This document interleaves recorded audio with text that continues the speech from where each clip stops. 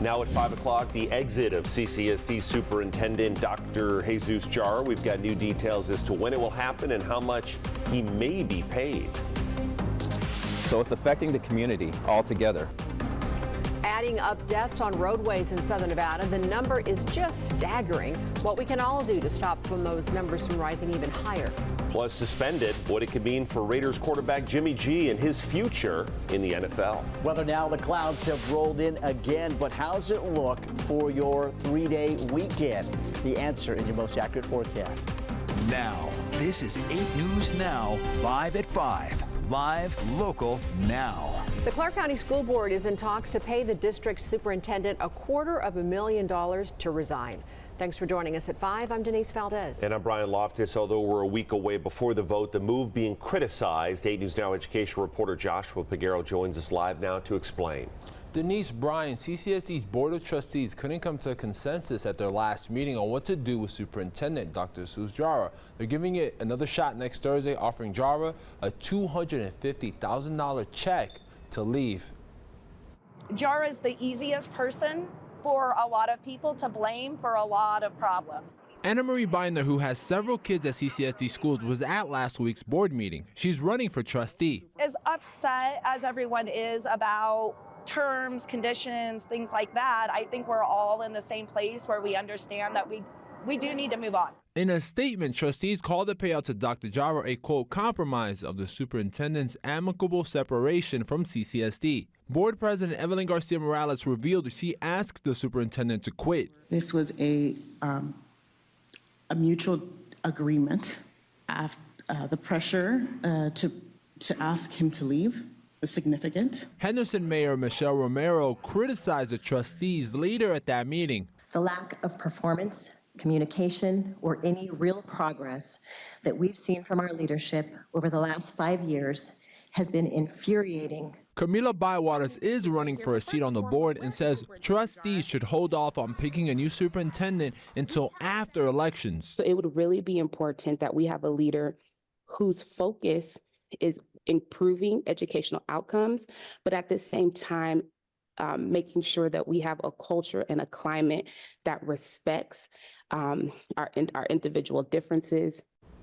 The trustees will also vote next Thursday on an interim superintendent rather than their original plans of appointing a permanent person to the top job. If approved, Dr. Jara's last day would be next Friday. Brian? Joshua, thank you. Now, in a statement, the Clark County Education Association says, in part, CCEA stance remains consistent. Jara should resign gracefully and without a golden parachute. He should not get any more taxpayer dollars.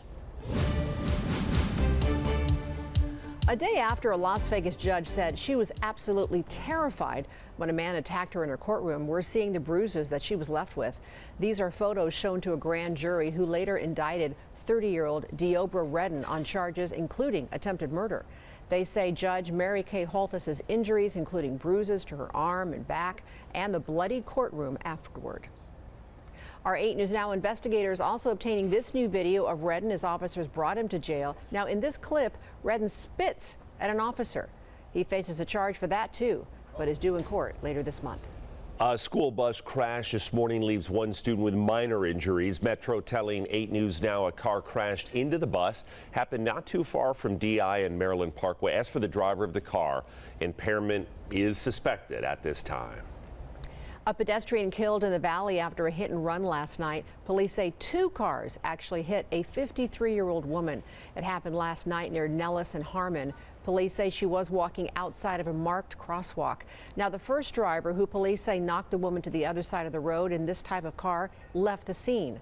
Police believe that car was a Jaguar because there was a hood emblem that was left there.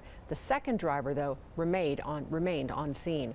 Now, that crash just really the latest now in a series of deadly crashes all across the valley. In fact, we've seen more fatal crashes this year than the same time last year. 8 News Now reporter Ryan Matthew joining us live from the location of that pedestrian crash at Nellis and Harmon with what's being done to try and reverse this trend. Yeah, Brian, Denise, we are a month and a half into the new year. 26 people have died on Vegas roads, and a majority of them were pedestrians. Police are now scrambling to figure out how to reverse this trend and get those people walking on the street to take notice. This one involves a pedestrian crossing outside of a crosswalk. Thursday night was the most recent, the second auto versus pedestrian hit and run collision in 24 hours. Please, save a life. Save a life. Remember, save a life, even if it's your own. And each time, Metro pleads for caution over social media. If you have a pedestrian versus a vehicle, that pedestrian is going to lose every time. But as Traffic Lieutenant Daryl Rhodes says, the message doesn't always get across, and the trend is conflicting. The Valley's seen less car crashes than this time last year, but more fatalities, over 50% more, a similar increase for the amount of pedestrians killed, which were found at fault over 3 times more this year. It almost translates to 1 pedestrian killed every other day. Every single one of those at-fault pedestrian fatalities have been preventable. Everybody wants to take that shortcut. They want to get across the street. They're not wearing clothing that's appropriate where drivers can even see them. They're wearing dark clothing. But jaywalking offenses were decriminalized in Nevada 3 years ago. Whether on digital signs or in person, police are tasked with finding another way to get the message across. By way of a warning, or by way of a citation, that message will get delivered. We're trying our best as an enforcement agency to get that out there, but I'm telling you right now, it's going to be a community effort in order to change that behavior. Now, the new numbers are also provoking new presence, he says, starting Monday across what they say the most dangerous intersections in the Valley. In larger quantities, they will see officers stationed there. And you can see actually how close you live to some of those intersections on our website, 8newsnow.com. Reporting live near Nellis and Harmon, Ryan Matthey, 8 News Now. Ryan, thank you. Also interesting to point out, fatal DUIs are actually down. Metro also reported 0 reckless driving collisions this time last year. We've seen 7 so far this year. As for the increase in the numbers, Nevada State Police, they have a theory. It's unknown for the real reason of uptick of our pedestrian fatalities, but with people coming in from out of state, and we've even had people from out of country coming to the Super Bowl and other events throughout the Vegas Valley. And when they get to drinking or they're partying or having fun and they're out there walking around, sometimes they just don't pay attention. Nevada State Trooper Sean Hagstrom there saying it's important to be especially mindful at every intersection as you approach. He urges those walking at night, wear a lighter shirt or outfit that can be seen and look at drivers. Make sure they notice you. Be on the alert. Get ready for the return of Tropicana, and with it a full highway closure. This weekend, I-15 will be closed from Russell to Flamingo. It's part of the project to improve the Tropicana interchange. Now, we're going to have much more on the weekend closures as well as the payoff of such a huge undertaking coming up in our newscast here at 6:30. Metro Police arresting these 2 in connection with a robbery and murder in January. Authorities say they robbed 2 people outside a garage when police say the victims started chasing them. That led to a fight and a shooting. 1 person died, the other suffered critical injuries. The future of Raiders quarterback Jimmy Garoppolo is now in question. He's been suspended by the NFL for a substance abuse policy violation. Sports reporter Logan Reaver is here to break down today's news. Logan. Yeah, even though Jimmy G didn't even see action after Week 8, the quarterback still being popped for that 2-game suspension for violating the league's performance-enhancing substances policy. The policy violation is said to be related to Garoppolo using a prescribed medication without having a valid therapeutic use exemption from the league. Garoppolo will not appeal the suspension and will miss the first 2 games of the next season. Here's why it's important, though, because now that 2024 salary that was guaranteed back when he signed last offseason, now that can be voided. You pile that money on top of the $11.25 million signing bonus he has for this coming season.